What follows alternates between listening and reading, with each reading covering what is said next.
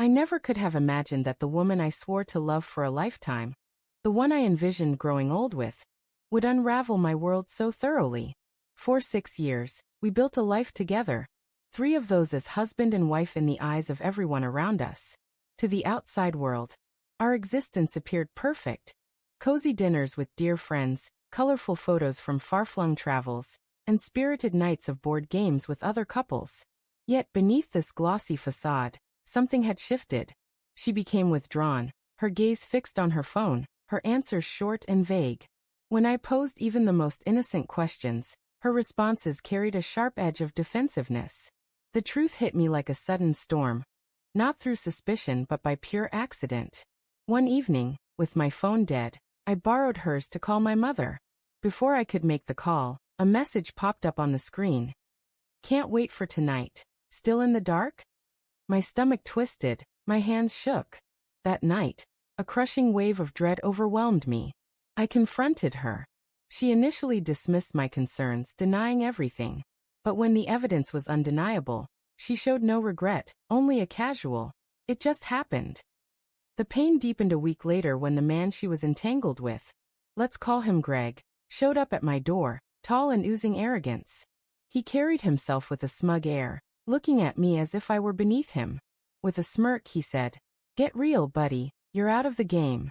She's mine now. You can slip away quietly or try to take me on."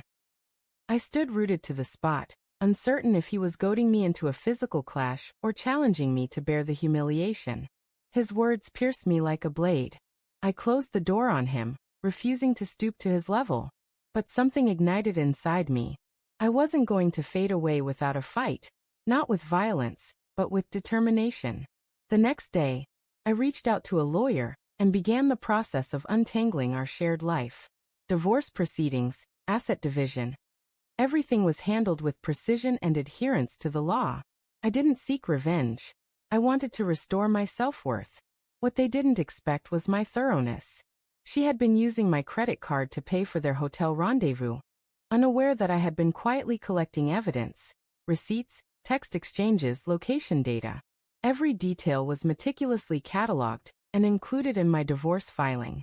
My lawyer assured me the case was airtight, pointing to her infidelity and financial deception. The court sided with me. She didn't walk away with the substantial portion of our assets she had anticipated. Instead, she received far less. Greg's swagger faded when they were forced to move into a small apartment, unable to keep up with the mortgage. It turned out his confidence hid an unsteady reality. His income, inconsistent at best, came from odd jobs and dubious side hustles. In the meantime, I stayed focused, piecing my life back together step by step. Friends who had drifted away during the turmoil began to reconnect, admiring my restraint. I never spoke ill of her or fueled gossip.